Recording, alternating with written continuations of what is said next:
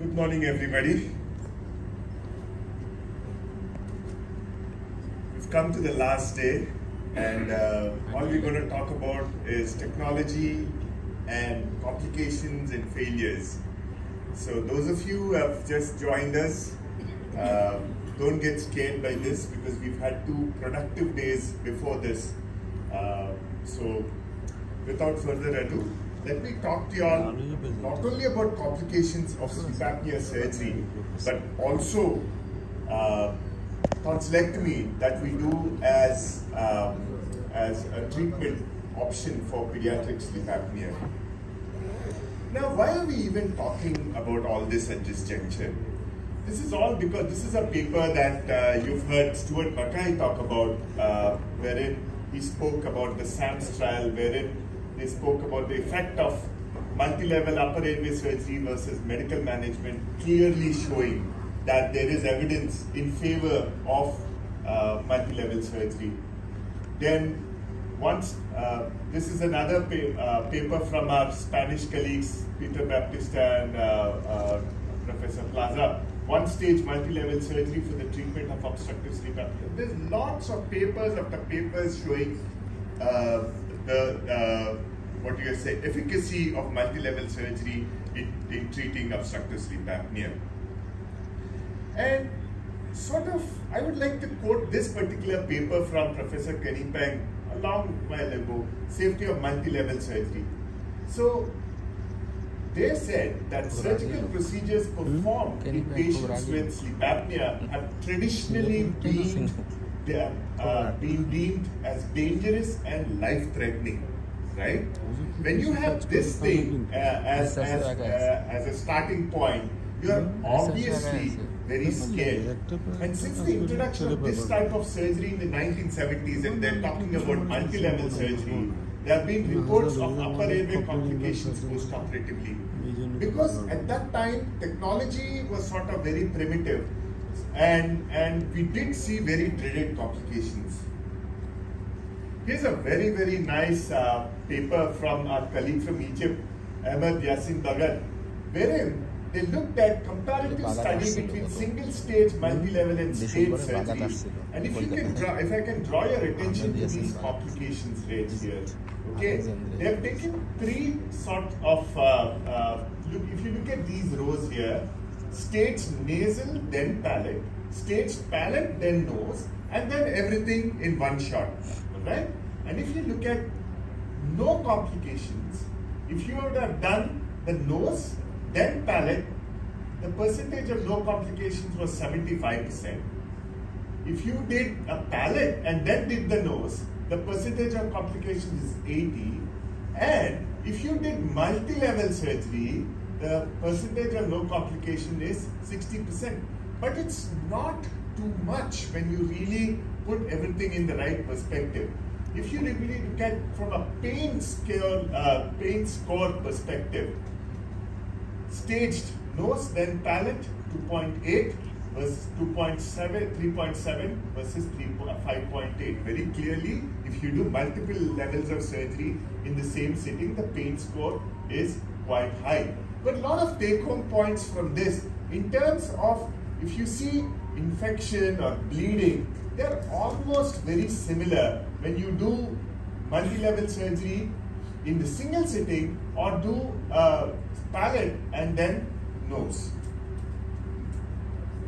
If you look at the most extensive surgery, right, I call it the NUC, which is the maxillomandibular advancement versus multi-level surgery. And this is a very nice paper from a dear colleague from Netherlands, Dr. Revslu. Here, the systematic review and meta-analysis demonstrate that both MMA and multi-level surgery are effective forms of treatment with an acceptable rate of morbidity. Okay, it's not too much. Regardless of the disease severity, MMA may offer greater improvements in AHI to MLS. The MLS being multi-level surgery. However, the complication rates of MMA is much higher for MLS. So, they're higher for MMA than MLS. So here you are looking at efficacy versus complication rate. So you'll have to sit and have this dialogue with your patient. This is what it is, and MLS is on the other side. What is it that you really want to sort of swallow in terms of the treatment options that you have? This is a paper by Somtar actually, complications of pain in OSA comparing single and multi-level surgery. Again suggesting that they've shown single stage multi-level surgery is not that bad. You really don't have to stage it. But those of you who were there in the debate yesterday, each one of them have their advantages and disadvantages. Depends on the patient's risk-taking appetite, the doctor's capabilities, and the setup that you are in. It basically boils down to these 3 points. So, when you talk about complications, you can divide them into intra-op and post-op complications. And I would like to discuss these in a case-based format. But when you actually look at complications, complications can be because of failures in diagnosis, failures in selection, and failures in application of the treatment option that you have actually thought of. So let's talk about stage 1. This is a child for whom we've done a tonsillectomy about 12 days ago, presented to the ER with 2 bloody vomits. Alright, this has been done for sleep apnea. These are the days where I used to do extracapsular tonsillectomy. So this is when you've taken up the child, obviously when you look at that kind of clot for an 11-year-old, you can see that there is something sinister going on, right? In fact, yesterday, somebody was saying it is actually most of the time, okay, let the video play, and this is at 11 a.m. in the night. It's mostly the upper pole that actually comes in and causes bleeds in the wee hours of the night. It is usually the upper pole. We think we are very scared of the lower pole. Okay, lower pole is associated with bleeds. No, even upper pole is associated with bleeds.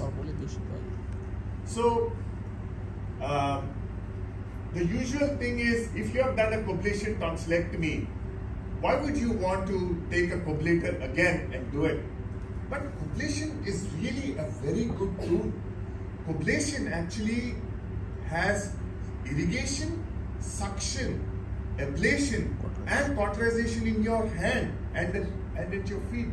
So this is something that you should actually look at and probably use again.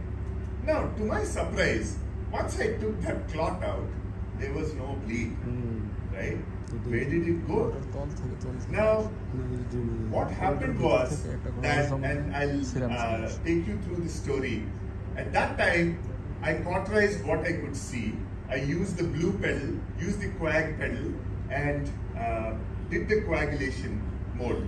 But what happened was, 3 days later, the patient came back in again and again and again.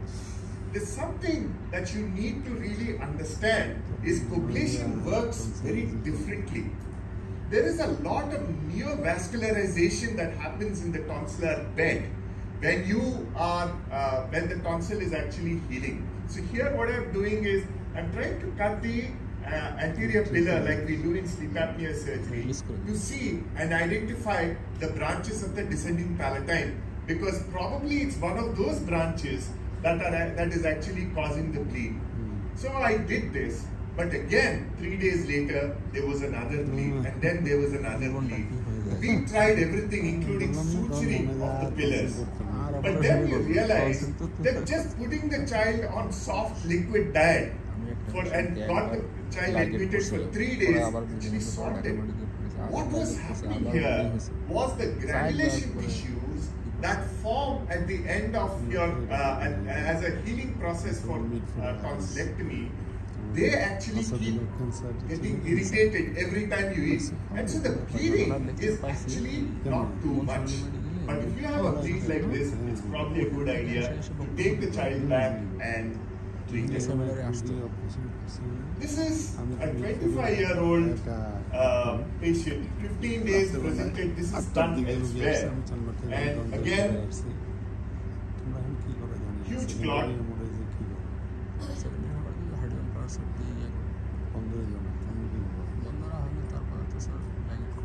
And you can see this huge again upper pole. Time and again I have seen that the upper pole is as notorious as the lower pole.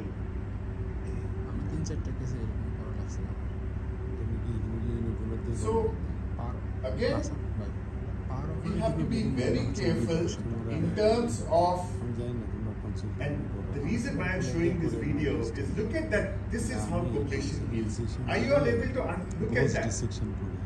It doesn't heal like how your regular cautery or your dissection heals. And this tends to bleed most of the times. So where all will you cauterize? Yes, this you will cauterize. And just to be on the safe side, you will go and cauterize these. But the bottom line and what I want to show you, tell you is, if you use coblation, be ready for a little bit of bloodstream sort of a bleeding that would happen. But the return to theatre rate will not be that high. This is another patient that I wanted. This is multi-level surgery. She underwent multi-level surgery 3 months ago. The discharge summary stated that the multi-level surgery was performed and the details were modified U-triple-P and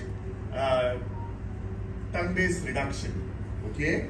And since the procedure, she had progressive dysphagia. And this is what we saw on the table. This is the opening that is available for the child to sort of swallow.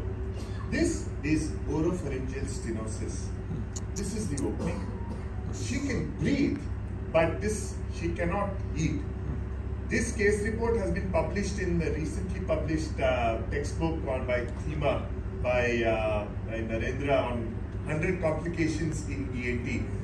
This is oropharyngeal stenosis. So just quickly playing the video for you. This is the palate. She's a tobacco chewer. So take home points here are we really don't know what really caused this kind. Was it bad application of the technology? Was it bad principles that were used? Bad post-operative care?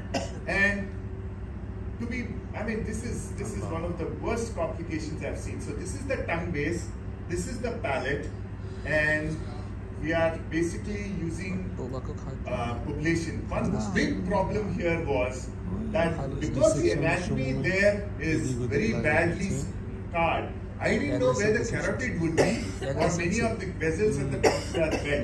So got a CT angio done before I went in and did this kind of a procedure, because I don't want to be caught.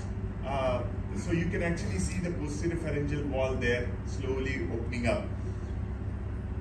So what actually happened was that post-operatively the patient started coming back again with a similar kind of stenosis. So what we gave the patient was weekly injections of topical triamcinolone. That was very painful. 6 weeks we gave triamcinolone injection, lot of treatments from the physiotherapy, especially the myofunctional types, lot of exercise, and finally we could, so what is the take home from this? Just because we have tools, we may have laser, we may have coblation, we may have the best, we may have harmonics. The take home message is, just because we have tools, because I get calls from people that I bought a cochlear, I want to be a sleep surgeon. Right? The person the tool is as good as the person behind it. I don't want to be calling him a fool, but it rhymes. So the tool is as good as the fool behind it. So be careful of whatever technology that you have at your hand. This is another patient who underwent QPP for severe snoring, following which he had developed progressive nasal obstruction. This is a picture. Yeah, one more minute. This is a picture from the nasopharyngeal end. This is complete nasopharyngeal stenosis.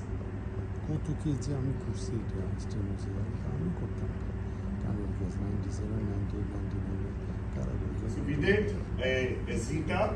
Zeta works beautifully for nasopharyngeal stenosis. But again, the take-home point is, and I want to show here, is that it is not the surgery that actually did good for him. It is the humble nasopharyngeal airway which we kept there as a stent and which worked wonders. And the patient then, we removed the stent after 6 weeks and he was fine. So the question you would ask is, how would he swallow or eat? Well, the patient was asking, we asked him to bring the tube out and then push it back. Yes, it looks very gruesome, but that's all as choices that we had. So this is the last one. Again, multi-level surgery done.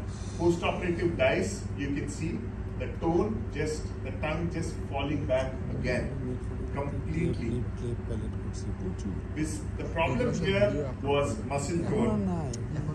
So the reason why I'm showing here is we need to understand that OSA is not an anatomical disease alone. There are lots of other physiological problems that can come in and cause issues like this. So, thank you very much for your patience.